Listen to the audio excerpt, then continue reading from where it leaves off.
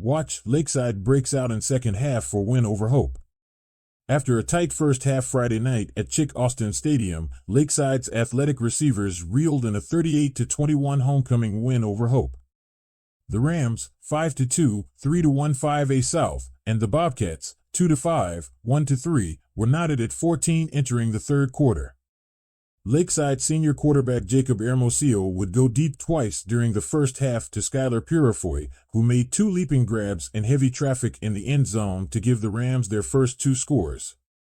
Caleb Villines went perfect on the night in extra points, as well as tacking on an extra 3 in the fourth quarter with a 41-yard field goal. The Rams Grady Ohman got the ball rolling on the first drive of the third with 2 big runs before Hermosillo found receiver Ben Vincent off the running pass for the catch in the end zone to regain the lead. While some on-field skirmishes between the two teams broke out as the game came to a close, Lakeside head coach Garen Rockwell said football-wise, he was proud of the guys. "You know, homecoming has got a bunch of distractions and it's difficult, and I think that's what hurt us in the first half," he said. "Now, I've been in worse situations, but being 14-all against an underrated team, it was kind of frustrating. But then I challenged the offense to come out in the second half and play like they're capable of playing, and they responded and did that.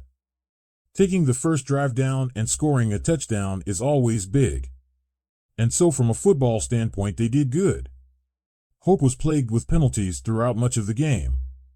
After Vincent caught the pass, somehow keeping his balance off the broken tackle, to go 63 yards for the score, the Bobcats' Carius Gully would score at the 3:50 mark of the third for their last score of the night. Bobcats head coach Philip Turner said the main difference in the ballgame was blown coverages. "Defensive backs got their eyes in the wrong places, and we let them get behind us, and they're a good team. They finally found that open receiver and they made plays. Almost every time we made a big play, we get a holding penalty. And I just don't think, if you go back and look at it, I don't think it was balanced. I think more went against us than them, and we seen a lot. But human error. Seriously, they're humans also," he said.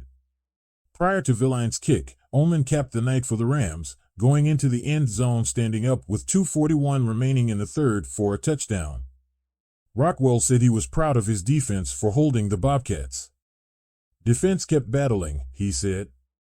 "We're trying to learn a new defense and we still don't know. We know the concept, but we don't know the ins and outs and the small details of the defense. We'll keep working on that, and the older we get the better we'll get at it. But I'm really proud of how the offense responded in regulation." With the Rams' senior receiver Kyler Wolf out Friday night, Rockwell said he looks forward to having him back in the rotation heading into the final stretch of the season. With Kyler, we dressed him out and tried to give him a go, and he went through pregame and then all the pregame except the last probably about 5 minutes, and then our trainer, Ben Lewis, who is excellent, and I trust him, and, as a coach, you don't want to hear your best player is not playing. But I trust Coach Lewis, and he told me, it's probably better that we rest Wolf this game. And so I said okay, he said. Rockwell feels good going into the Rams' final regular season games as they hope to clinch a home first-round playoff matchup. "We went through what we call that bloody triangle of Camden, Magnolia, and Arkansas High. We came out 2-1, which is good, but we were beat up a little bit. I canceled the junior varsity game with Lake Hamilton Monday. We practiced full pads, but we didn't tackle to the ground Tuesday. Half pads Wednesday, cut some of our running down, and we did ice baths for about 30 to 45 minutes every day, to try to revive our bodies. Just things like that I've learned over the years to help a bruised team. And we're going to do the same thing this week. Hopefully I get Kyler back to practice, but we're going to ice bath on Sunday, Monday, all the way through Thursday," he said. The Rams will travel to DeQueen Friday night to take on the Leopards while the Bobcats host Camden Fairview.